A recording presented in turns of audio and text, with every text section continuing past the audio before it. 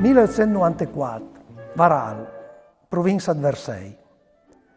Un cid dall'aria un po' desturnà, a virula per le sale del Museo de Scienze Naturali, fondata per 30 anni annanzi da Pietro Calderini, un breve naturalista. Il fiulin è Virginio Rosa.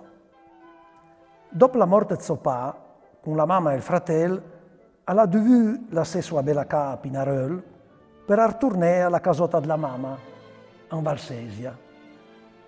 Si desmura lì, al museo, in mezzo a Milanta Boie Impaià, a erbari straordinari con più di 1000 piante catalogate, e un burdel d'opere archeologiche che lo fanno fantasie sui tempi preistorici e sui tempi di Grechi e di Romani. Alle lì, a una stanzietta sombra, che s'anvisca la passione per l'Egitto antico.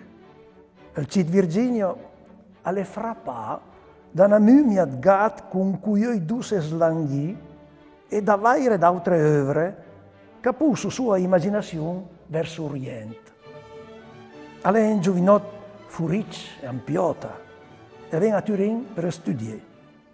Si laurea in chimica, scrive di scienze e di storia, si dedica alla botanica, ma la civiltà egizia resta sua passione piscetta, che coltiva al Museo Egizio, ma sentà da Ernesto Schiaparelli. E sarà proprio Schiaparelli a Puselo a un cambio di vita. Virginio Rosa diventa suo collaboratore e del 1910 a parte di Cochiel per l'Egitto, perché proprio Schiaparelli gli affida gli scau a Gebelein e a Siut.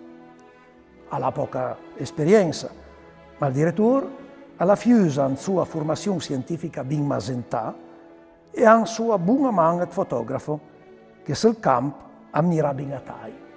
All'emersia al parastra secondo Pia, prim professionista ad aver fotografato la Sindone, che Virginio Rosa ha riesa a documentare da ben, minca giornata di scau, e tutte le scoperte come la tomba monumentale di Neferu, ricca di pitture magnifiche.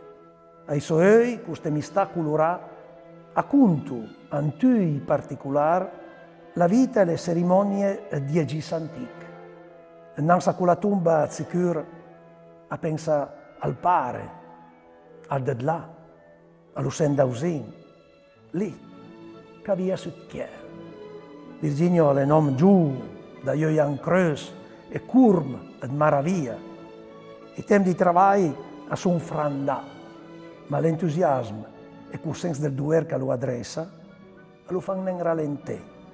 Spiano in arpos, spiano in guarda la sua salute. Vento freddissimo, cielo coperto, di notte piove e di giorno piovigina. Scrivo una lettera a Schiaparelli, ma in stesso tempo a furtische gli scau a Vanganans. Tutun sarà proprio con la drua forza della passione che fa nendere da mente alla strachità, che lo mena alla fine. Torna in Italia a Malawi e a 26 anni Virginio a Meur.